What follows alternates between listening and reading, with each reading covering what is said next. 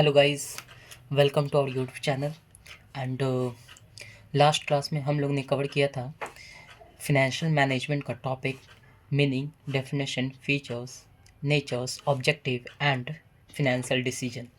Financial decision में हम लोग तीनों टॉपिक कवर कर चुके हैं, डैट इज़ इन्वेस्टमेंट डिसीजन, ठीक है, then finance decision and dividend decision.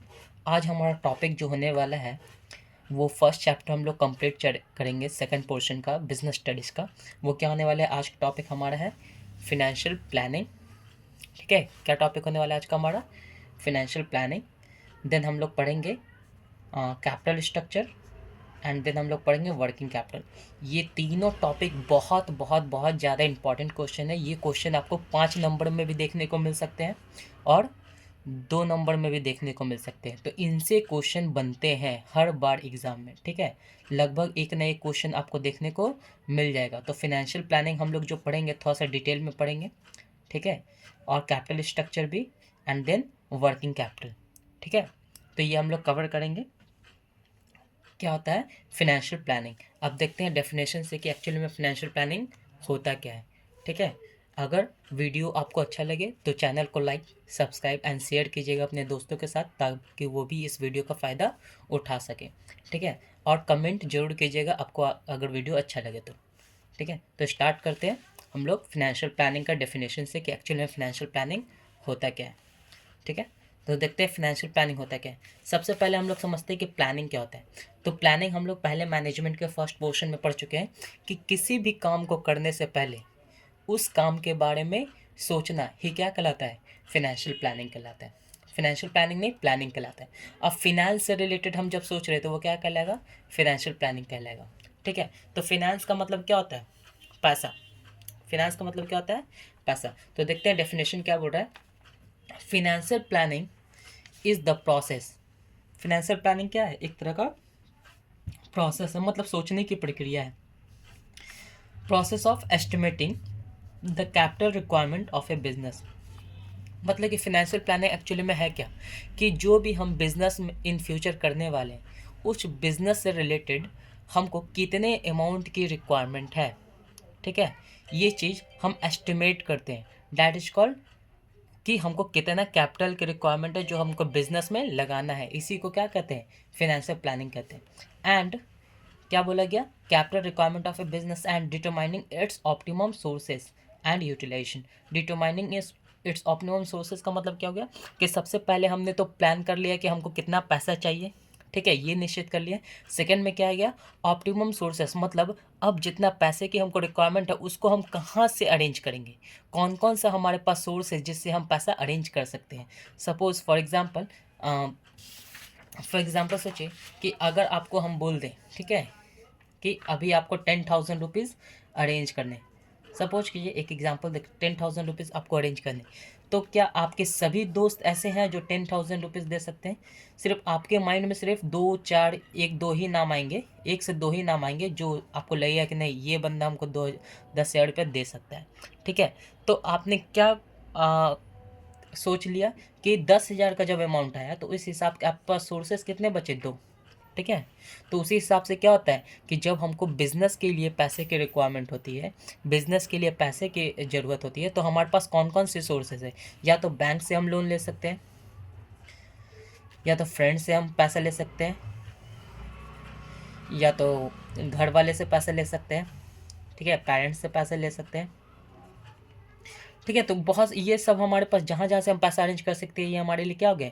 Sources. तो determining its optimum sources and utilisation, जब पैसे का अरेंजमेंट हो जाएगा तो हमको यूटिलाइज कैसे करना है, किस तरीके से इस अमाउंट को यूज़ करना है, ठीक है, दैट इज कॉल्ड यूटिलाइजेशन। समझ में आया? तो फिनेंशियल प्लानिंग क्या होता है? तो फिनेंशियल प्लानिंग एक तरह का प्रोसेस है जिसमें हम एस्टिमेट करते हैं क्या, कि हमको कितना कैपिटल की रिक्वायरमेंट है अपने बिजनेस को करने के लिए, और हमको इस पैसे का कहाँ से अरेंजमेंट करना है, एंड हमको कहाँ पे इसका यूटिलाइज करना है। That is called financial planning. Clear है यहाँ तक? ठीक है। अब देखते हैं और इसको हल्का डिटेल में पढ़ेंगे फिनेंशियल प्लानिंग का, तो क्या हो सकता है ये देखते हैं।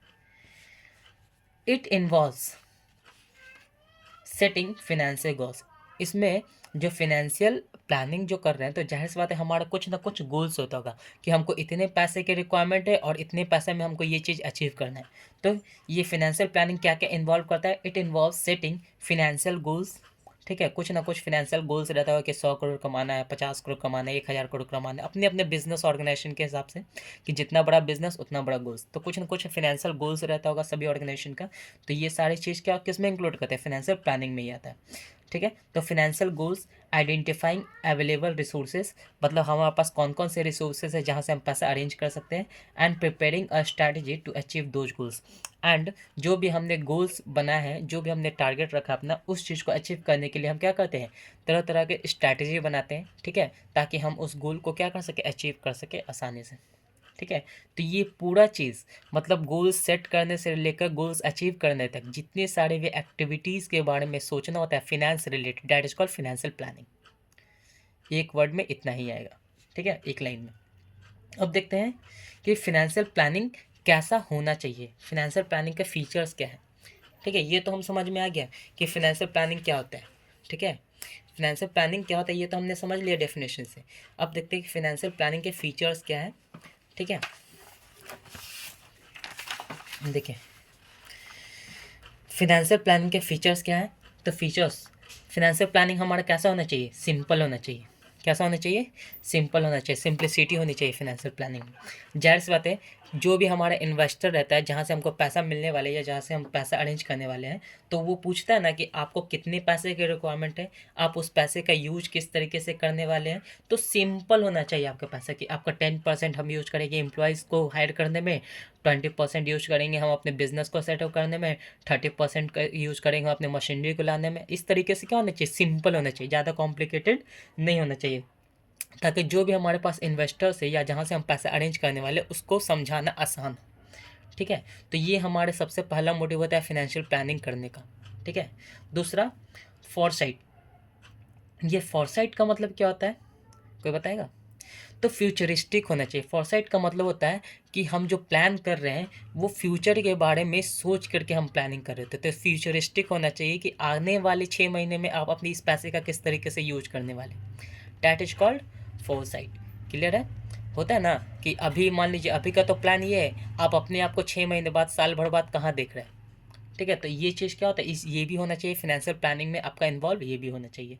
Third point, optimum utilisation of funds, मतलब कि जब आप हमको फंड्स दे देंगे आपको, तो आप किस तरीके से उस फंड का यूज करने वाले हैं, ये भी फिनेंशियल प्लानिंग का एक पार्ट होता है। क्या? ऑप्टिमम यूटिलाइजेशन ऑफ फंड्स, मतलब आपके पास जो भी अवेलेबल फंड्स है उसका किस तरीके से यूज करना है, उसका इस वे में यूज करना है कि हम अपने ऑर्गेनाइजेशनल गोल्स को क्या करें? अचीव कर लें, फाइनेंशियल गोल्स को अचीव कर लें। ठीक है, कोई भी तरह का वेस्टेज नहीं होना चाहिए, किसी ऐसे जगह इन्वेस्ट नहीं होना चाहिए जिसका रिटर्न ना आए, अच्छा रिटर्न ना आए। तो इस तरीके का हमारा कुछ गोल्स होता है। तो हमको फंड्स को इस तरीके से यूज करना है ताकि हम अपने फिनेंशियल गोल्स को क्या करें? अचीव कर ले। और ये किसका पार्ट है? तो फिनेंशियल प्लानिंग का पार्ट है। क्लियर है? Fourth one, flexibility. अब फिनेंशियल प्लानिंग ऐसा होना चाहिए जिसमें हम क्या करें? चीज़ें को बदल सकें। ठीक है, चीज़ों को बदल सके मतलब क्या, नहीं समझे? मतलब कि फ्लेक्सिबिलिटी होना चाहिए कि अगर हम बीच में अपने फिनेंशियल प्लानिंग के बीच में अगर कुछ चेंजेस करना चाहते हैं अकॉर्डिंग टू सिचुएशन, तो उसको हमको करने की सुविधा वहाँ पे अवेलेबल हो, डैट इज कॉल्ड फ्लेक्सिबिलिटी। ठीक है, सिचुएशन को, अगर हमारे ऑर्गेनाइजेशन में हर समय एक ही तरह का सिचुएशन नहीं होता है, हमको अलग अलग तरह का सिचुएशन फेस करते हैं, जिसकी वजह से हम क्या करते हैं? अपने प्लानिंग को एग्जीक्यूट कर सके, अपने प्लानिंग को सिचुएशन के अकॉर्डिंग बदल सके। किस प्लानिंग को? तो फिनेंशियल प्लानिंग को, डैट इज कॉल्ड फ्लेक्सिबिलिटी। तो फिनेंशियल प्लानिंग ऐसा होना चाहिए जो फ्लेक्सिबल होना चाहिए, चीज़ों को हम अपने अकॉर्डिंग बीच में बदल सकें। क्लियर है? फिफ्थ पॉइंट क्या होता है? लिक्विडिटी। अब लिक्विडिटी का मतलब क्या है? तो फिनेंशियल प्लानिंग का ही ये पार्ट होता है कि कितने अमाउंट हमारे फिक्स्ड होने वाले, कितने हमारे अमाउंट लिक्विड में होने वाले। लिक्विड में मतलब क्या कि कौन से ऐसे अमाउंट है कि हम उसको कैश में कन्वर्ट कर सकते हैं with in a month, with in a year. ठीक है, लिक्विडिटी होनी चाहिए। जैसे कि क्या? जैसे कि वो फंड्स जो हमको डेली के खर्चे में यूज़ आते हो। ठीक है, वो फंड्स जिसको हम 1 महीने के अंदर कैश में कन्वर्ट कर सकते हो, वैसे एसेट्स जिसको हम साल भर के अंदर में कन्वर्ट कर सकते हो। जैसे कि क्या? For example accrued income, accrued income. ठीक है, prepaid expense, prepaid expense, short term loans, ठीक है। तो ये सारे एसेट्स क्या है, हम ये सारे एसेट्स को हम क्या कर सकते हैं, with in a month, with in a year हम इसको कन्वर्ट कर सकते हैं, किस में, कैश में कन्वर्ट कर सकते हैं। इसी को तो क्या बोला जाता है, लिक्विडिटी बोला जाता है, ठीक है। तो फाइनेंशियल प्लानिंग में हमारे लिक्विडिटी भी इन्वॉल्व होनी चाहिए।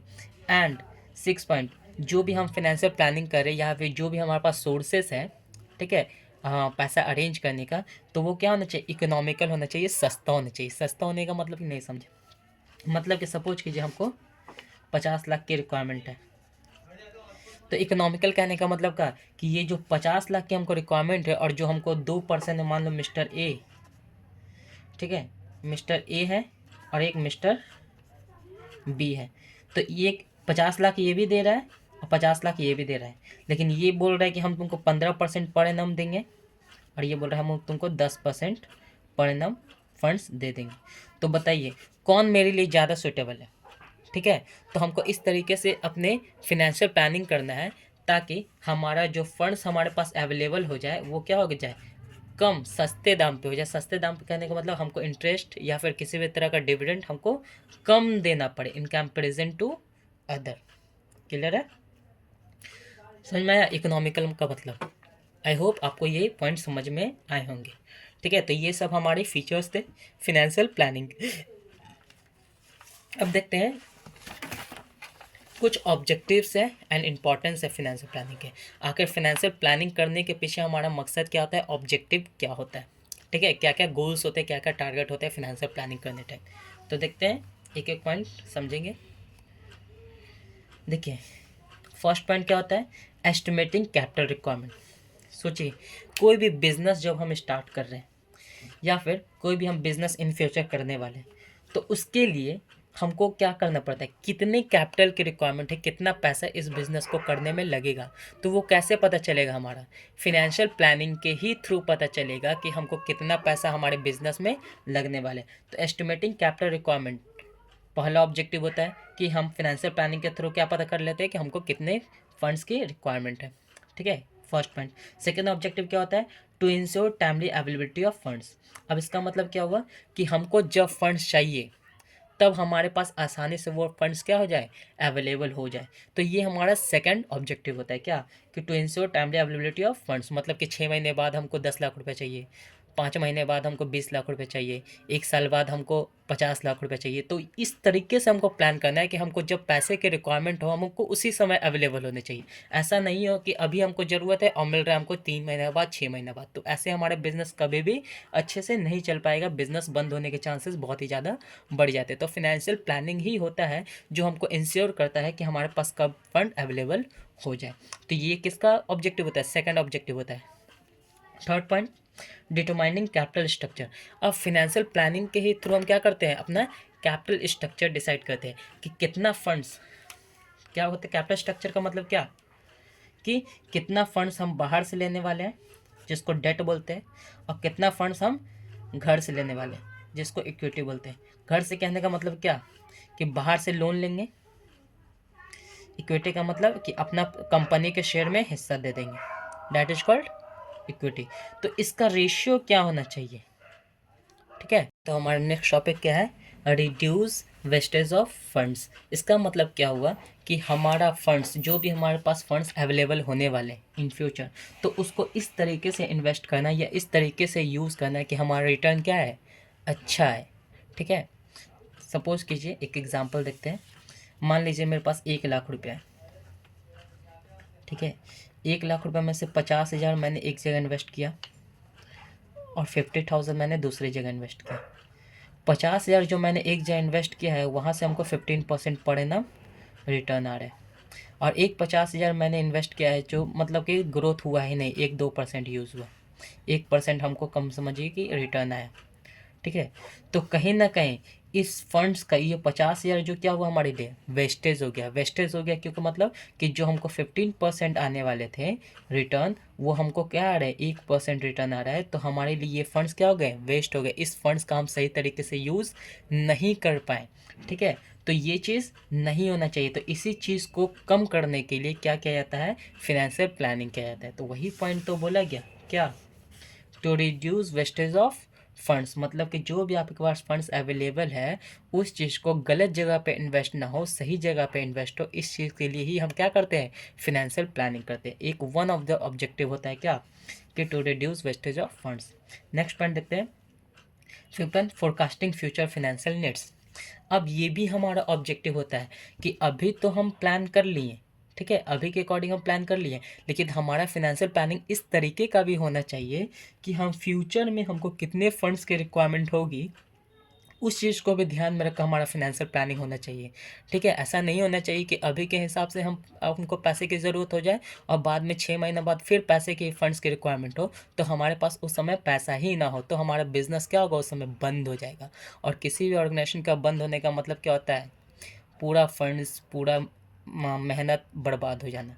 ठीक है, तो हमको फिनेंशियल प्लानिंग जो हम करते हैं इस चीज़ को ध्यान में रख कर करते हैं कि इन फ्यूचर हमको 6 महीने बाद, साल भर बाद या 5 साल बाद कितने फंड्स की रिक्वायरमेंट होगी, उसको उस समय हमको फंड्स कहाँ से अवेलेबल होंगे, इस चीज़ को भी ध्यान में रख के क्या किया जाता है, फिनेंशियल प्लानिंग किया जाता है। सपोज कीजिए फॉर एग्जाम्पल, इसका भी एग्जाम्पल देखते हैं। सपोज कीजिए कि अभी हमको, मान लीजिए अभी के अकॉर्डिंग, अभी की सिचुएशन के अकॉर्डिंग हमको फंड्स अवेलेबल हो गए 5 लाख रुपये।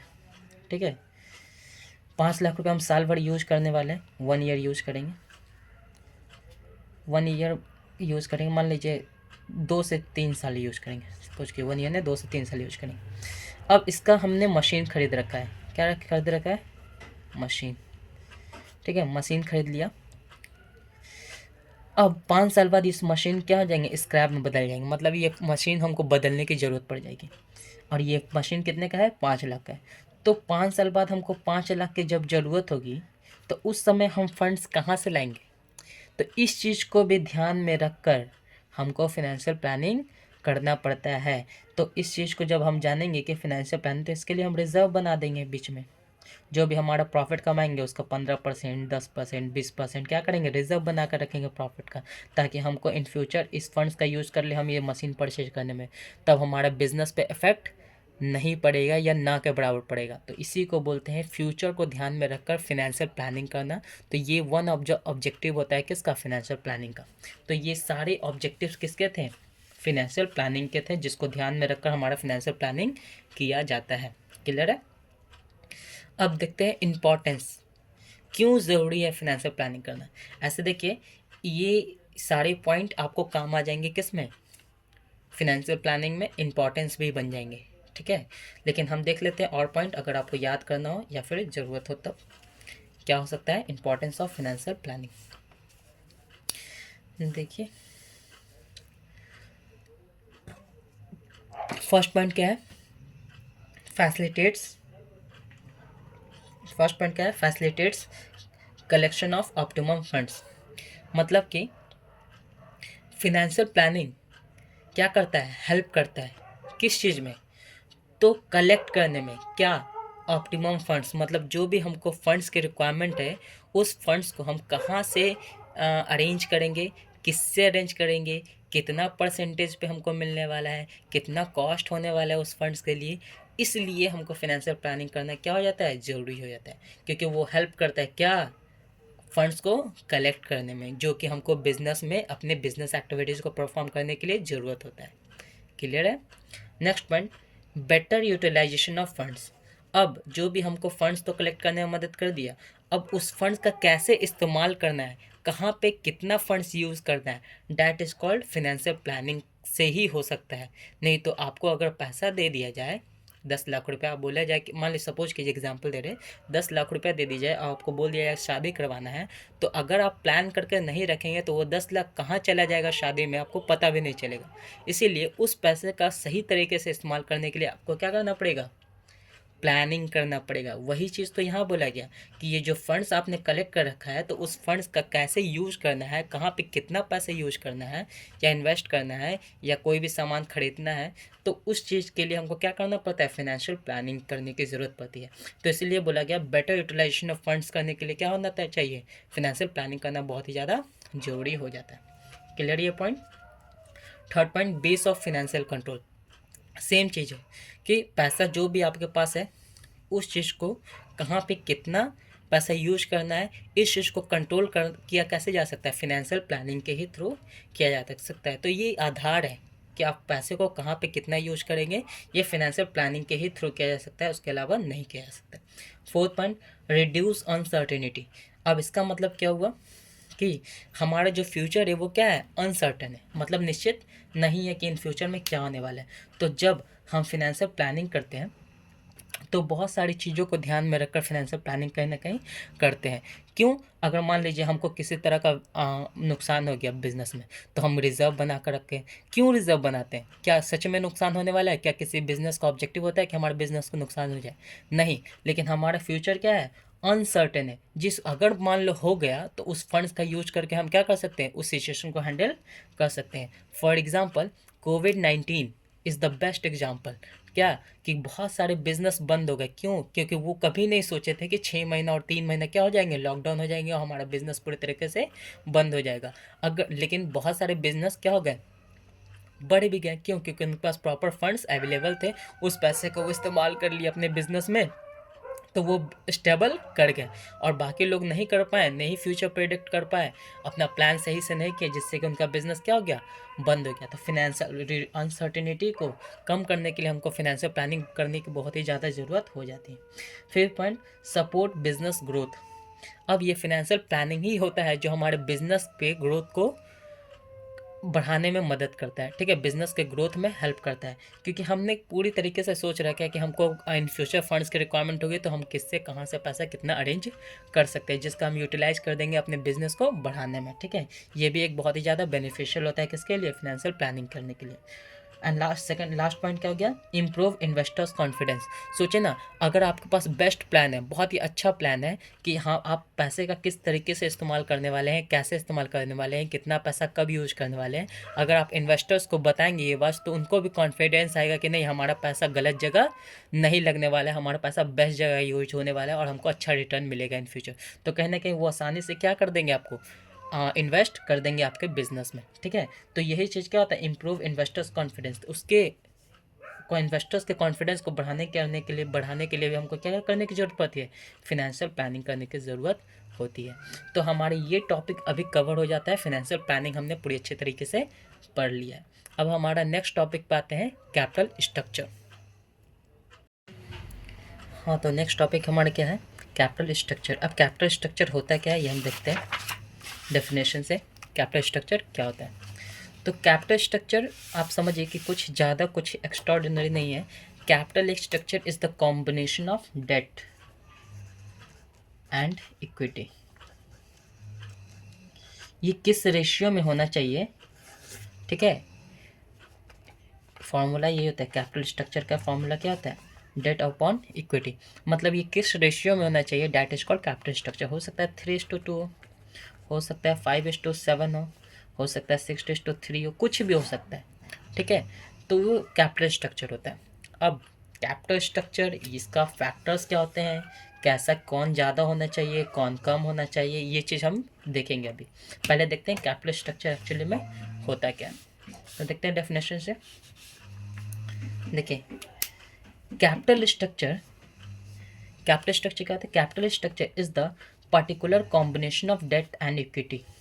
क्या हुआ, capital structure is the particular combination of debt and equity used by a company to finance its overall operation and growth. मतलब कि अपने बिजनेस में जितने सारे भी एक्टिविटीज़ हैं, ऑपरेशंस है, उसको चलाने के लिए कंपनी एक स्ट्रक्चर का यूज करती है जिसको कैपिटल स्ट्रक्चर बोला जाता है। मतलब कि किस रेशियो में हमारे पास डेट होना चाहिए, किस रेशियो में हमारे पास इक्विटी होना चाहिए, इसी का प्रोपोर्शन, ठीक है, इसी का क्या कहलाता है, कैपिटल स्ट्रक्चर कहलाता है।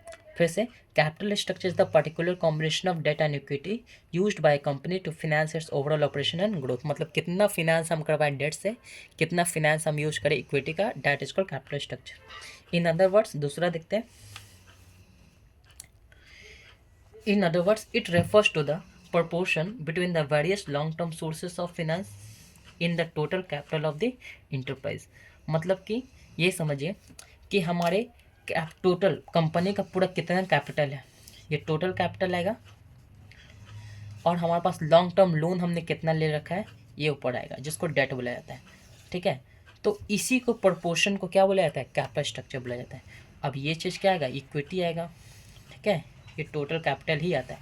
तो समझिए कि आपके बिजनेस में कितना अमाउंट है और कितना आपने बाहर से लोन ले रखा है, debt is called capital structure.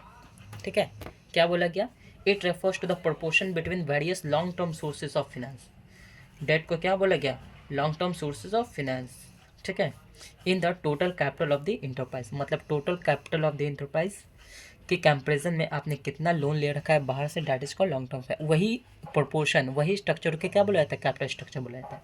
For example समझते हैं, देखिए फॉर एग्जांपल क्या बोला जाएगा, the capital structure of A company might be, हो सकता है क्या, 40% लॉन्ग टर्म डेट या फिर बॉन्ड्स, कुछ भी हो सकता है।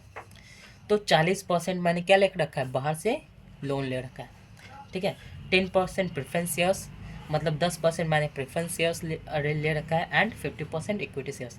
तो टोटल हमारे कैपिटल कितना है, 100%। ठीक है, अब कितना पोर्शन मैंने बाहर से लोन ले रखा है, तो 40%। तो इसी को रेशियो में कन्वर्ट कर देंगे, तो 1 0 से 1 0 कट जाएगा, ये 2 से, ये 5 से, तो 2:5 हमारा क्या हो गया, रेशियो। ये हमारा क्या हो गया, कैपिटल स्ट्रक्चर हो गया।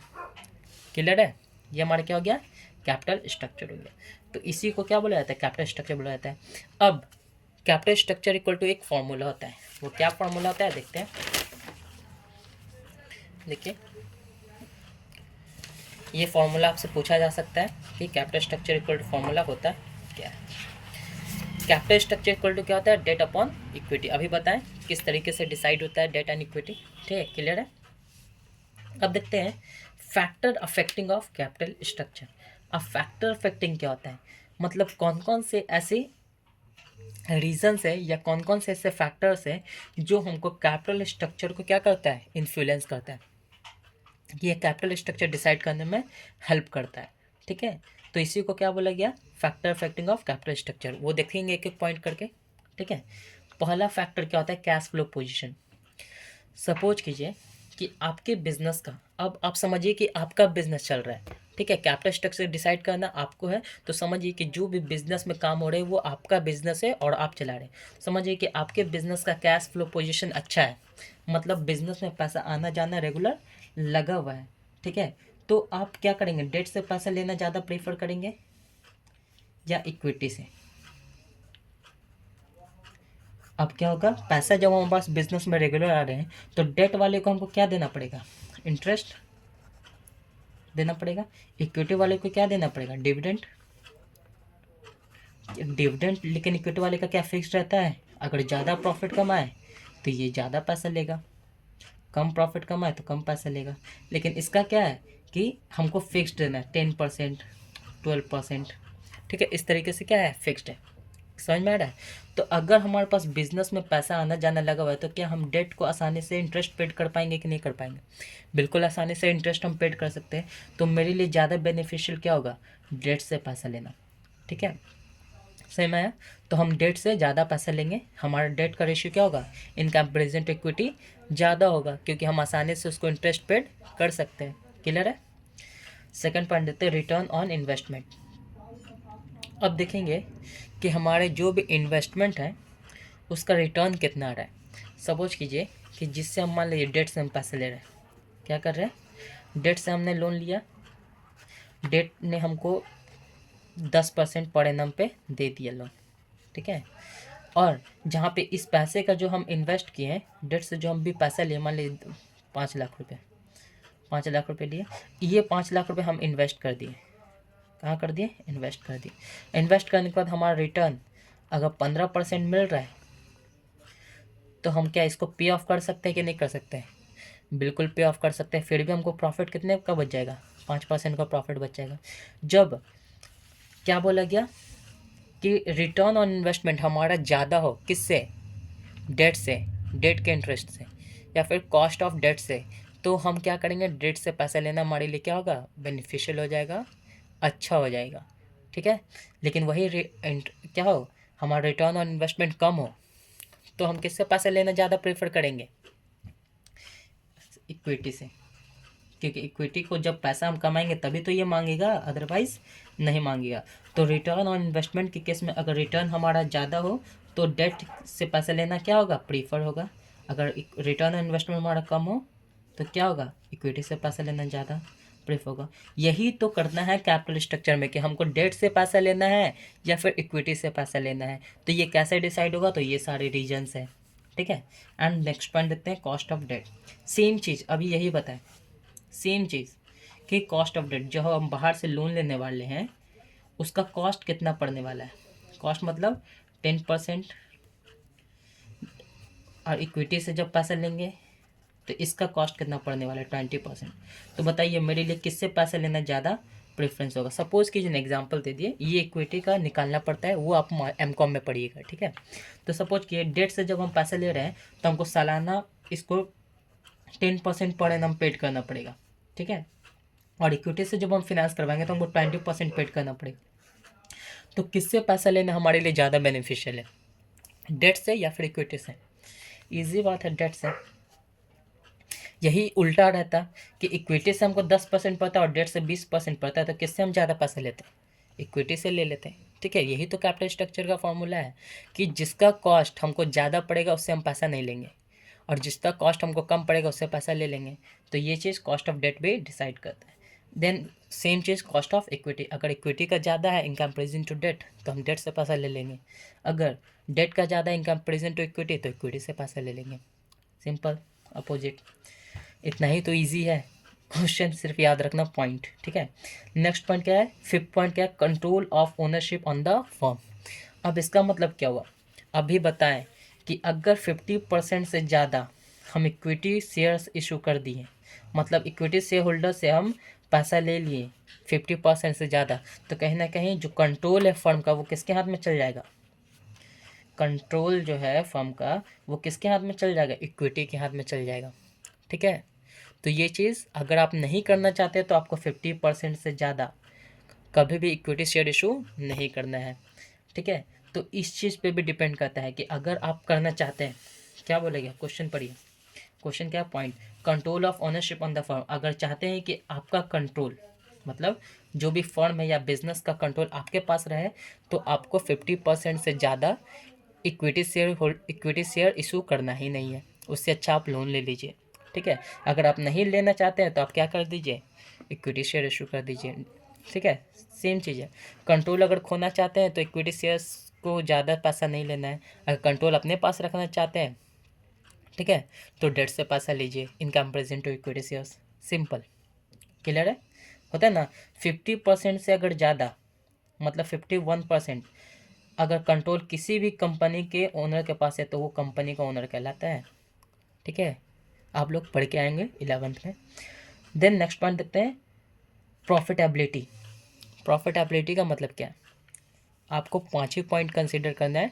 ठीक है, आपके लिए 5 ही पॉइंट इंपॉर्टेंट है, लेकिन अगर एमकॉम का स्टूडेंट है तो उनके लिए 8-9 पॉइंट चल जाएंगे। ठीक है, तो दोनों के लिए बेनिफिशियल है, आपके लिए जो बेनिफिशियल है 12th स्टूडेंट आप उतना पढ़ लीजिए।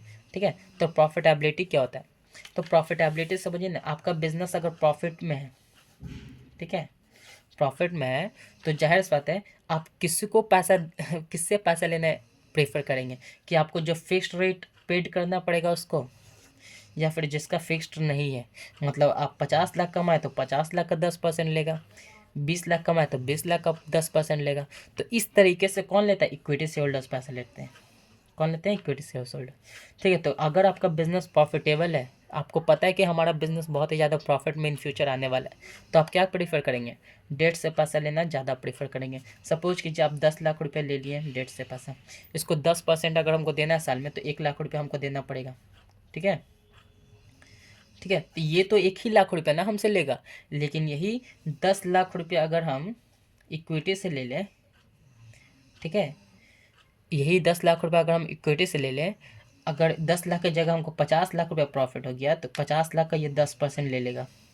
ठीक है, सपोज कीजिए, है कि नहीं। तो 5 लाख रुपये हमको इसको पेड करना पड़ेगा। तो 1 लाख रुपये जो फिक्स है वो, और 5 लाख रुपये, मतलब ये वेरिएबल होता है। ठीक है, जितना ज़्यादा प्रॉफिट उतना ज़्यादा हमको प्रॉफिट का हिस्सा देना पड़ेगा।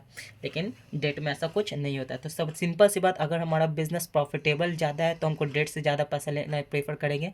अगर प्रॉफिटेबल नहीं है तो इक्विटी से ज़्यादा पैसा प्रेफर करेंगे लेना। ठीक है, क्लियर है। 7th पॉइंट क्या है? Tax consideration. अब ये क्या है? ये थोड़ा अकाउंटेबल टर्म है कि जब आप कोई भी बिजनेस में लोन लेकर पैसा काम चलाते हो, लोन लेकर मतलब डेट से जब आप पैसा लेते हो तो इस पे जो आप इंटरेस्ट पेड करते हो ना, क्या करते हो, इंटरेस्ट पेड करते हो, तो इसका डिडक्शन मिल जाता है टैक्स में। ठीक है, मतलब कि जो भी आपने प्रॉफिट कमा रखा है, मान लीजिए 10 लाख रुपये, 10 लाख रुपये आपने प्रॉफिट कमाया, सपोज कीजिए 1 लाख रुपये आपने क्या दिया, इंटरेस्ट दे दिया, तो 1 लाख रुपये माइनस करने के बाद 9 लाख पे आपको टैक्स देना पड़ेगा। ठीक है, लेकिन यही डेट से आप जब पैसा नहीं लेते हैं तो प्रॉफिट कितना कमाए, 10 लाख पे, तो 10 लाख पे आपको इंटरेस्ट, यही आप इक्विटी से पैसा लेते हैं तो 10 लाख रुपये कमाते हैं तो आपको इंटरेस्ट देना पड़ता है, टैक्स 10 लाख पे टैक्स देना पड़ता। ठीक है, उसके बाद जो बचता तब आपको डिस्ट्रीब्यूट करना पड़ता है इक्विटी शेयर होल्डर्स में। तो यही प्रेफरेंस होता है कि डेट से पैसा लेने के बाद आपको इंटरेस्ट का डिडक्शन मिल जाता है, जिससे कि आपका जो प्रॉफिट है वो कम से होता है, आपको टैक्स देना कम पड़ता है। ठीक है, तो ये भी एक बेनिफिट्स है डेट से पैसा लेने के लिए। क्लियर है। तो ये भी एक फैक्टर अफेक्टिंग है आपके कैपिटल स्ट्रक्चर का, टैक्स कंसिडरेशन। नेक्स्ट पॉइंट देखते हैं, nature and size of business. अब इसका मतलब क्या है कि आपका अगर बिजनेस बड़ा है, ठीक है, या फिर छोटा है, तो ये कैपिटल स्ट्रक्चर पर डिपेंड करता है कि आपको कितना पैसा डेट से लेना है, कितना पैसा इक्विटी से लेना है। ठीक है, अगर बड़ा बिजनेस है तो ज़्यादा पैसा आप डेट से नहीं ले सकते, क्योंकि आपको पेड करना पड़ेगा इंटरेस्ट, चाहे आप प्रॉफिट कमाओ या नहीं कमाओ। ठीक है, इसलिए आप इक्विटी से ज़्यादा प्रेफरेंस लोगे बड़े बिजनेस के लिए पैसा लेना। ठीक है, इन्वेस्टमेंट चाहिए आपको। सेम अपोजिट होगा फिर मार्केट कंडीशन कहने का मतलब क्या कि अगर मार्केट में कंडीशन बूम पीरियड है या रिसेशन पीरियड है, सपोज कि जब बूम पीरियड है तो कहीं ना कहीं बहुत सारे लोग लोन देने के लिए तैयार होंगे। ठीक है, बहुत सारे लोग लोन देने के लिए तैयार होंगे क्योंकि सबके पास पैसा है। तो उस समय हमको लोन क्या मिलेंगे, आसानी से मिल जाएंगे, रेट ऑफ इंटरेस्ट मिनिमम रहेगा, क्योंकि सबके पास पैसा, सब चाहेंगे कि हम कहीं ना कहीं प्रॉफिट कमा लें, है कि नहीं। लेकिन वही रिसेशन का पीरियड है तो बहुत लोगों के पास पैसा नहीं है, तो रेट ऑफ इंटरेस्ट क्या रहेगा, हाई रहेगा। तो ये भी फैक्टर अफेक्ट करता है कि अगर मार्केट कंडीशन सही है, बूम पीरियड चल रहा है, तो हमको लोन आसानी से मिल जाएंगे, रेट ऑफ इंटरेस्ट कम देना पड़ेगा। यही रिसेशन पीरियड है तो क्या होगा, रेट ऑफ इंटरेस्ट हाई देना पड़ेगा। तो ये भी हमारे फैक्टर अफेक्टिंग है कि हमको डेट से ज़्यादा पैसा लेना प्रेफर है या फिर इक्विटी से। ठीक है, इक्विटी से क्या है, प्रॉफिट कमाएंगे तब तो उसको हिस्सा देंगे ना, नहीं कमाएंगे नहीं देंगे। लेकिन डेट का क्या है कि रिसेशन पीरियड है और हमने उससे पैसा ले लिया तो हमको ज़्यादा इंटरेस्ट पेड करना पड़ेगा, है कि नहीं। तो ये भी एक कंडीशन हो जाता है जो हमारे कैपिटल स्ट्रक्चर को डिसाइड करने में बहुत ही ज़्यादा इन्फ्लुएंस करता है। ठीक है, हमारे कैपिटल स्ट्रक्चर को। तो ये भी पॉइंट हमारा क्लियर है, ये भी टॉपिक हमने कवर कर लिया कि कैपिटल स्ट्रक्चर क्या होता है। देन हमारा लास्ट टॉपिक आज का होने वाला है, इस चैप्टर का होने वाला है। तो आते हैं हमारे नेक्स्ट टॉपिक पे, क्या हो गया, वर्किंग कैपिटल। अब वर्किंग कैपिटल क्या होता है देखते हैं। तो डिफाइन किया गया है वर्किंग कैपिटल, सिंपल लैंग्वेज में समझिए कि हमारे डे टू डे एक्सपेंसेस के लिए, डेली के खर्चे के लिए या शॉर्ट टर्म फंड्स की जो रिक्वायरमेंट होती है हमारे बिजनेस के एक्टिविटीज़ को परफॉर्म करने के लिए, उसी को क्या बोलते हैं, वर्किंग कैपिटल बोला जाता है। ठीक है, ताकि हमारा बिजनेस क्या हो, स्मूथली रन कर सके। ठीक है, तो हमारे जो छोटे छोटे खर्चे होते हैं जो डेली के बेसिस पे होते हैं, या हफ्ता या वीकली या फिर मंथली ऐसे होते हैं जो खर्चे होते हैं, तो उस चीज़ को फुलफ़िल करने के लिए, उस चीज़ को क्या करने के लिए, पूरा करने के लिए, ठीक है, जो भी हमको फंड्स की रिक्वायरमेंट होती है उसी फंड्स को वर्किंग कैपिटल बोला जाता है। क्लियर है। अब देखते हैं डेफिनेशन क्या बोला गया। तो अकॉर्डिंग टू C.W. जटसनबर्ग के द्वारा डिफाइन किया गया क्या, it has ordinarily being defined as the excess of current assets over current liabilities. इसका मतलब क्या हो गया कि जितना भी हमारे पास लायबिलिटीज़ है, ठीक है, जितना भी हमारे पास लायबिलिटीज़ है, कौन सी लायबिलिटीज़, तो करेंट लायबिलिटीज़, मतलब करेंट लायबिलिटीज़ जिसको हमको विद इन अ ईयर पे ऑफ करना है, ठीक है, तो उससे ज़्यादा जितना भी अमाउंट होता है जो हमारा करेंट एसेट्स हैं, ठीक है, तो उससे करंट एसेट्स से करंट लायबिलिटी से जितना भी अमाउंट हमारा करंट लायबिलिटी ज़्यादा होता है उसी अमाउंट को वर्किंग कैपिटल बोला जाता है, ठीक है। तो सिंपल लैंग्वेज में यही बोलेंगे हम कि क्या, देखिए वर्किंग कैपिटल जो है क्या होगा, करंट एसेट्स ज़्यादा होगा किससे, करंट लायबिलिटीज से, और working capital equal to formula क्या होता है, current assets minus current liabilities. Clear है। इसी को वर्ड में लिखा गया है क्या, it has ordinarily been defined as the excess of current assets over current liabilities, मतलब करेंट लायबिलिटीज से जो ज़्यादा है, ओवर है, उसी को क्या बोला गया, वर्किंग कैपिटल बोला गया। क्लियर है। अब देखते हैं अकॉर्डिंग दूसरा ऑथर के द्वारा, अकॉर्डिंग टू लॉरेंस जे जिटमैन के द्वारा कि क्या होता है working capital. The most common definition of net working capital is the difference of firm current assets and current liabilities. Simple कि करेंट एसेट्स और करेंट लायबिलिटीज़ का जो डिफरेंस है उसी को क्या बोला गया, वर्किंग कैपिटल बोला गया। अभी तो हम यही समझे कि इन दोनों का जो डिफरेंस है उसी को क्या बोला गया, वर्किंग कैपिटल बोला गया। समझ में आया, क्लियर है, बिल्कुल क्लियर होना चाहिए। अब देखते हैं कि working capital, factor affecting of working capital, कौन कौन से ऐसे फैक्टर हैं जो हमको वर्किंग कैपिटल को डिसाइड करने में मदद करता है या हेल्प करता है, ठीक है। तो मतलब समझिए कि कौन कौन से ऐसे रीजन्स हैं जिसमें हमको डिसाइड करना पड़ता है कि कितना वर्किंग कैपिटल हमारे पास होना चाहिए, कितना नहीं होना चाहिए, कम होना चाहिए या फिर ज़्यादा होना चाहिए। इस चीज़ को डिसाइड करने के लिए ये सारे रीजन्स है जिसको हमको ध्यान में रखना पड़ता है। अब एक एक चीज़ हम लोग पढ़ेंगे, ठीक है। तो first one is the nature of business, मतलब कि हमारा बिजनेस किस तरीके का है, ठीक है। पहला मैन्युफैक्चरिंग बिजनेस है या फिर ट्रेडिंग बिजनेस है। सिंपल लैंग्वेज में मैन्युफैक्चरिंग बिजनेस है मतलब कि हम कोई प्रोडक्ट बनाते हैं बड़े लेवल क्वांटिटी पे, ठीक है। तो जब हम कोई प्रोडक्ट बनाते हैं तो कहीं ना कहीं हमको लैंड की रिक्वायरमेंट होगी, बिल्डिंग की रिक्वायरमेंट होगी, फैक्ट्री की रिक्वायरमेंट होगी, मशीनरी की रिक्वायरमेंट होगी। तो इसके लिए हमको ज़्यादा पैसा चाहिए या कम पैसा चाहिए, बहुत ही ज़्यादा अमाउंट में पैसा चाहिए, ठीक है।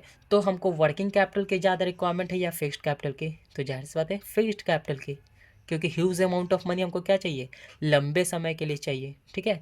तो मैन्युफैक्चरिंग बिजनेस में होगा तो हमारा वर्किंग कैपिटल ज़्यादा होना चाहिए, कम होना चाहिए, in comparison to fixed capital हमारा वर्किंग कैपिटल क्या होगा, कम होगा।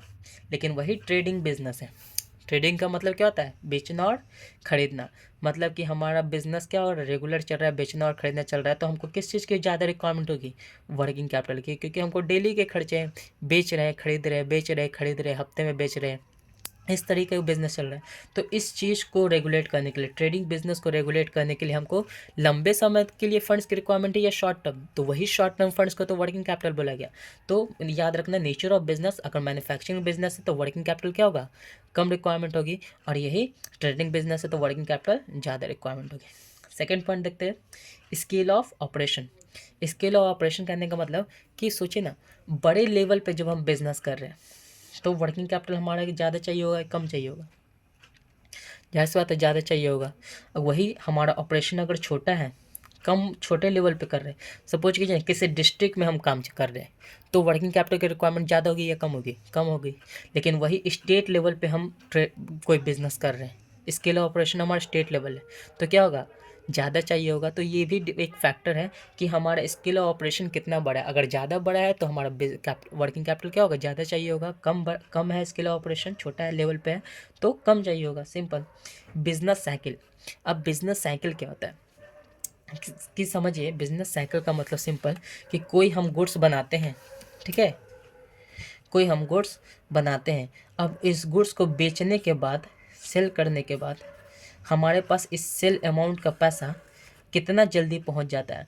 अगर ये मान लो 1 वीक में पहुंच जाता है तो 1 वीक में हमारा क्या होगा, पैसा रिटर्न आ जाएगा ये सब। ठीक है, इसी को साइकिल बोला गया। इसको बेचे, ये हमको पैसा 1 वीक के अंदर दे दिया। ठीक है, ये हो गया साइकिल।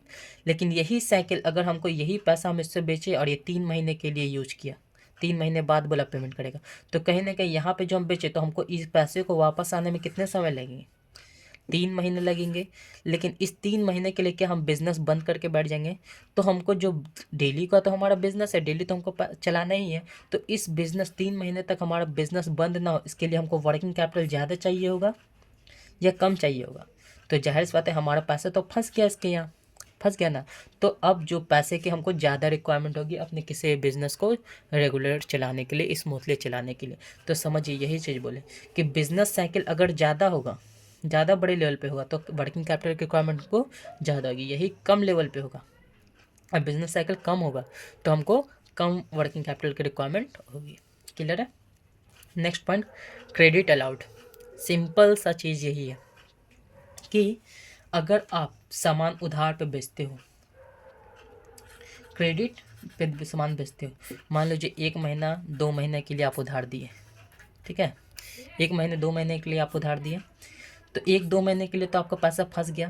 तो 1-2 महीने के लिए आपको चलाने के लिए पैसे की रिक्वायरमेंट होगी कि नहीं होगी? जब आप क्रेडिट अलाउड करते हैं, क्रेडिट पे सामान बेचते हैं, उधार पे सामान बेचते हैं, तो आपको वर्किंग कैपिटल की रिक्वायरमेंट क्या होगी? ज़्यादा होगी, ताकि आपका बिजनेस रुके ना, स्मूथली चलता रहे। यही क्रेडिट अलाउड नहीं देते हैं या कम देते हैं तो आपको वर्किंग कैपिटल की रिक्वायरमेंट कम होगी। क्लियर है? ठीक है, नेक्स्ट पॉइंट देखते हैं, अवेलेबिलिटी ऑफ रॉ मटेरियल। अब इसका मतलब क्या होगा कि अगर आपका बिजनेस रॉ मटेरियल ज़्यादा चाहिए होता है, तो रॉ मटेरियल अगर ज़्यादा चाहिए होता है आपके बिज़नेस में, तो वर्किंग कैपिटल क्या चाहिए? ज़्यादा चाहिए। अगर रॉ मटेरियल बिज़नेस में कम चाहिए, ठीक है, या अवेलेबिलिटी ऑफ रॉ मटेरियल कम है, तो क्या होगा? वर्किंग कैपिटल की रिक्वायरमेंट कम होगी, simple.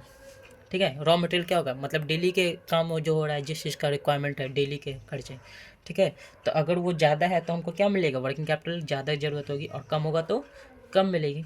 Second 6 point, growth and expansion. अब इसका मतलब क्या है? तो ग्रोथ एंड एक्सपेंशन कहने का मतलब है कि आपका बिजनेस है, ठीक है, आपका कोई बिजनेस है, ठीक है, आपका कोई बिजनेस है। समझ कीजिए कि आपके पास कोई भी कैपिटल होगा, तो कैपिटल आप उस कैपिटल का यूज़ मात्र इतना एरिया में किए, इतने एरिया में ही आप यूज़ किए हैं उस कैपिटल को, जो भी आपके पास अमाउंट अवेलेबल थे। ठीक है, जो भी अमाउंट आपके पास अवेलेबल थे इससे लेवल। लेकिन आपके ग्रोथ होने के चांसेस अभी है, मतलब इतना एरिया में अभी आप बिजनेस कर सकते हैं, तो वर्किंग कैपिटल की रिक्वायरमेंट ज़्यादा होगी या कम होगी?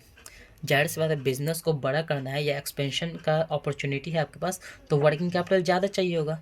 यही एक्सपेंशन अगर आप पूरे में बिजनेस पहले से करके रखते, ठीक है, तो अब इतना ही एरिया है जहाँ पे आप अपना बिजनेस रेगुलेट कर सकते हैं, इससे बाहर जा ही नहीं सकते। तो ग्रोथ अपॉर्चुनिटीज़ खत्म हो गया, तो ग्रोथ अपॉर्चुनिटीज़ नहीं होगा तो वर्किंग कैपिटल रिक्वायरमेंट क्या होगी? कम होगी। ठीक है, तो सेम चीज़ क्या बोले गया? ग्रोथ एंड एक्सपेंशन की अपॉर्चुनिटीज़ अगर है तो वर्किंग कैपिटल की रिक्वायरमेंट ज़्यादा होगी, अगर नहीं है तो कम होगी। ठीक है, नेक्स्ट पॉइंट देखते हैं, टेक्निक्स ऑफ प्रोडक्शन। अब ये टेक्निक्स ऑफ प्रोडक्शन क्या होता है? ठीक है, ये टेक्निक जो हमारा यूज़ होता है जनरली हमारे इकोनॉमी पर डिपेंड करता है। जनरली 2 तरह का प्रोडक्शन का साइकिल होता है। क्या? एक होता है LIT। सर क्या क्या पढ़ाते हैं? LIT। एक होता है CIT। अब ये क्या बोला है LIT और CIT? देखिए, LIT होता है labour incentive technique, labour intensive technique. क्या होता है? Labour intensive technique. ठीक है, एक होता है capital intensive technique, intensive technique. ठीक है, अब जहाँ पे कैपिटलिस्ट है वहाँ पे जो प्रोडक्शन करने का तरीका होता है वो मशीनरी के थ्रू होता है। क्या होता है? मशीनरी के थ्रू होता है। ठीक है, वहाँ पे लेबर का जिक्र नहीं होता। जैसे अमेरिका में जो काम होता है या जो भी जितने सारे भी एक्टिविटीज़ परफॉर्म होती है वो सबसे ज़्यादा किसके द्वारा काम किया जाता है? मशीन के द्वारा किया जाता है। ठीक है, तो इसको बोलते हैं कैपिटल इंटेंसिव टेक्निक। अब जो पे मशीन के द्वारा काम किया जाएगा वहाँ पे वर्किंग कैपिटल की रिक्वायरमेंट हमको ज़्यादा होगी या कम होगी? सोचिए। मशीन में हमको फिक्स्ड कैपिटल की रिक्वायरमेंट ज़्यादा होती है या वर्किंग कैपिटल के? फिक्स्ड कैपिटल के। तो जहाँ पे कैपिटल इंटेंसिव टेक्निक होगा वहाँ पे हमको फिक्स्ड कैपिटल की रिक्वायरमेंट ज़्यादा होगी, मतलब कि वर्किंग कैपिटल रिक्वायरमेंट कम होगी। लेकिन वहीं पे जहाँ जिस देश में लेबर इंटेंसिव टेक्निक है, मतलब जैसे इंडिया में दोनों है, इंडिया में दोनों है, इसीलिए यहाँ पे मिक्स्ड इकोनॉमी चलता है। ठीक है, लेकिन इंडिया में लेबर को ज़्यादा प्रेफरेंस दिया जाता है, मतलब लेबर के थ्रू ज़्यादा काम करवाया जाता है। ठीक है, तो कहीं ना कहीं लेबर को हमको क्या देना पड़ेगा? वेजेस क्या डेली बेसिस पे हो सकता है, मंथली हो सकता है, वीकली हो सकता है। ठीक है, तो कहीं ना कहीं हमको जल्दी पेमेंट करना है, तो जल्दी पेमेंट करना है तो यहाँ पे वर्किंग कैपिटल की रिक्वायरमेंट ज़्यादा होगी या कम होगी? जाहिर सी बात है ज़्यादा होगी। तो यही चीज़ बोला गया टेक्निक्स ऑफ प्रोडक्शन। अगर टेक्निक ऑफ प्रोडक्शन CIT है, मतलब कैपिटल इंटेंसिव टेक्निक है, तो वर्किंग कैपिटल रिक्वायरमेंट कम होगी। क्या होगी? कम होगी।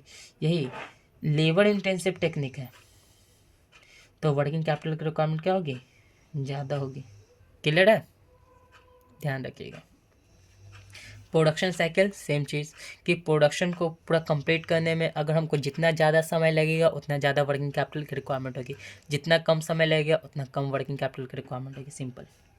ऑपरेटिंग एफिशिएंसी सेम चीज़ कि आपका ऑपरेटिंग मतलब कि काम करने का तरीका है वो जो बेस्ट है, अच्छा तरीका है, बहुत जल्दी आप काम को कंप्लीट कर देते हैं, बहुत जल्दी आप काम को फिनिश कर देते हैं, तो आपका वर्किंग कैपिटल की रिक्वायरमेंट क्या होगी? कम होगी। यही आपका ऑपरेटिंग एफिशिएंसी उतना अच्छा नहीं है, लेट समय में आप काम फिनिश कर रहे हो, तो इसके लिए वर्किंग कैपिटल की रिक्वायरमेंट बहुत ही ज़्यादा पड़ेगी। क्लियर है? तो इस पॉइंट से हमारा क्लियर हो गया क्या? Working capital. ठीक है, factor affecting of working capital. अब देखते हैं हमारा लास्ट टॉपिक वर्किंग कैपिटल का क्या होता है। नीड्स ऑफ वर्किंग कैपिटल, मतलब हमको वर्किंग कैपिटल की ज़रूरत क्यों पड़ती है। ठीक है, ये देखते हैं हम लोग वर्किंग कैपिटल की ज़रूरत हमको क्यों है। ठीक है, तो एक एक पॉइंट क्लियर करेंगे, ये हमारा लास्ट टॉपिक है इस चैप्टर का जो हम क्लियर कर लेंगे। First, to ensure smooth business operation. सोचिए ना कि अगर हमको डेली के खर्चे चलाने के लिए पैसा है ही नहीं तो क्या हमारा बिजनेस स्मूथ चल पाएगा? रेगुलर वे में चल पाएगा? नहीं चल पाएगा। इसीलिए हमको स्मूथ बिजनेस ऑपरेट करने के लिए या स्मूथ बिजनेस चलाने के लिए वर्किंग कैपिटल की रिक्वायरमेंट होती है। ठीक है, second point, to meet short term obligations, मतलब कि इसका मतलब समझिए कि शॉर्ट टर्म ऑब्लिगेशन मतलब हमको कम समय में जिसको पेड करना है या जिससे मैंने कमिटमेंट कर रखा है कि आइए भाड़ा लेकर आइए, हम आपको मतलब भाड़ा दे देंगे। ठीक है, वेजेस दे देंगे। ठीक है, सैलरी दे देंगे, तो हमको क्या है? शॉर्ट टर्म फंड्स देना है। अब इसको पेड करने के लिए हमको अब लोन तो लेने जाएंगे नहीं RBI से या IMF से। ठीक है, तो हम उसके लिए हमको क्या चाहिए? शॉर्ट टर्म फंड्स की रिक्वायरमेंट होती है। तो इसलिए तो बोला to meet short term obligation, मतलब छोटे छोटे ज़रूरत को पूरा करने के लिए हमको फंड्स की रिक्वायरमेंट होती है जिसको वर्किंग कैपिटल बोला जाता है। Third point, to maintain inventory, मतलब कि जो भी आपके पास रॉ मटेरियल है, इन्वेंट्री है, जो भी स्टॉक है, उस चीज़ को मेंटेन करने के लिए भी आपको शॉर्ट टर्म फंड्स की रिक्वायरमेंट होती है। ठीक है नहीं? Fourth point, to offer credit to customers, अगर आप किसी भी कस्टमर को उधार पे सामान बेचना चाहते हैं, ठीक है, आप अपने कस्टमर बनाना चाहते हैं, तो उसके लिए भी आपको वर्किंग कैपिटल की रिक्वायरमेंट होती है। फोर्थ पॉइंट समझ में आ गया। Fifth point, to handle unexpected expenses, मतलब कि कुछ ऐसे खर्चे जो अचानक आ जाते हैं, जैसे कि कोई आ गया, सेलिब्रिटी आ गया है, या फिर कोई आपका बिजनेस ओनर आ गया, उस पर कुछ खर्च करने हैं, या फिर कुछ भाड़ा देने हैं, या फिर कुछ ऐसे चीज़ हो गए, रॉ मटेरियल कुछ वेस्ट हो गया, तो उसके लिए भी कुछ अनएक्सपेक्टेड खर्चे जो आप पहले से सोच कर चलते हो, तो उसके लिए भी हमको शॉर्ट टर्म फंड्स की रिक्वायरमेंट होती है जिसको क्या बोलते हैं? वर्किंग कैपिटल बोला जाता है। इसलिए भी हमको वर्किंग कैपिटल की रिक्वायरमेंट होती है। Next point, to take advantage of cash discount, इसका मतलब क्या हो गया? सोचो, कहीं आप बिजनेस करने गए या कहीं आप सामान खरीदने गए, ठीक है, आप उधार पे सामान खरीदने गए, कहीं आप गए शॉप में, ठीक है, शॉप पे कह गए आप सामान खरीदने के लिए, किस पे? क्रेडिट पे। आपने वहाँ से 50,000 का सामान लिया, आपने बोला कि हम आपको 2 महीने बाद पेमेंट कर देंगे, लेकिन वो आपको शॉप ओनर जो है क्या करता है? आपको एक ऑफ़र देता है क्या ऑफ़र देता है कि सर अगर आप अभी पेमेंट कीजिएगा ना तो आपको 15% का क्या मिलेगा, डिस्काउंट मिलेगा, कैश डिस्काउंट। अब बताओ क्या हमारे पास फंड्स अवेलेबल होंगे तो हम क्या ये 15% का फ़ायदा उठा सकते हैं कि नहीं? बिल्कुल उठा सकते हैं। तो इस 15% का फ़ायदा उठाने के लिए भी हमको वर्किंग कैपिटल की रिक्वायरमेंट होती है। जब तक हमारे पास पैसा नहीं होगा हम 15% उठा का फ़ायदा नहीं उठा पाएंगे। मतलब कि सोचो ना 15% का मतलब क्या, कितना परसेंट होगा, 15% कितना होगा? तो सपोज कीजिए 7500 रुपया, 15% कितना होगा, 7500। तो ये अमाउंट हम क्या कर सकते थे, बचा सकते थे। ठीक है, क्यों? क्योंकि हमारे पास वर्किंग कैपिटल होता तब। तो इस कैश डिस्काउंट, तो यही बोला गया क्या कि to take advantage of cash discount. अगर हमको कैश डिस्काउंट इन फ्यूचर मिलता है या एडवांटेज मिलता है तो उस चीज़ का फ़ायदा उठाने के लिए भी हमारे पास क्या होना चाहिए, वर्किंग कैपिटल होना चाहिए, जिसको शॉर्ट टर्म फंड्स बोलते हैं। Next point, to improve liquidity and solvency. मतलब अपने बिजनेस को स्मूथली रन करने के लिए, अच्छे से चलाने के लिए, किसी तरह का रुकावट ना आए, उस चीज़ को रेगुलेट करने के लिए भी हमको वर्किंग कैपिटल की रिक्वायरमेंट होती है। ठीक है, सिंपली लिक्विडिटी का मतलब क्या, those assets which we can convert into cash within a month और ईयर। ठीक है, तो इसी को क्या बोला गया, लिक्विडिटी। तो आपको वर्किंग कैपिटल की भी रिक्वायरमेंट होगी। ठीक है, last point, to support seasonal demand. ठीक है, तो सीजनल डिमांड कहने का मतलब क्या होता है ना, कभी ठंड आया, अभी ठंड का मौसम चल रहा है, ठीक है, फिर गर्मी का मौसम आएगा, तो कहीं ना कहीं साल भर से अंदर हमको गर्मी के लिए प्रोडक्शन करने की रिक्वायरमेंट है कि नहीं? मान लीजिए हमको कॉटन क्लॉथ्स बनाने, तो कॉटन क्लॉथ्स बनाने समर वेकेशन, समर आ जाएगा तब बनाने जाएंगे या पहले से बना कर रखेंगे?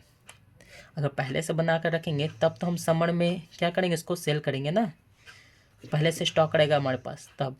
तो इस चीज़ को फ़ायदा उठाने के लिए हमको वर्किंग कैपिटल, अगर हमारे पास पैसा ही नहीं रहेगा तो हम पहले से बना कर कहाँ से रखेंगे, कोई प्रोडक्ट हम पहले से कैसे बना कर रखेंगे?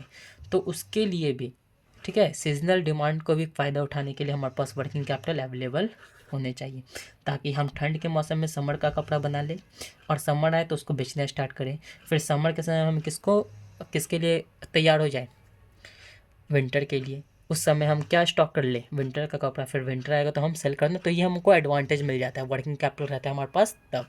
ठीक है, तो यही चीज़ बोला, टू सपोर्ट सीजनल डिमांड।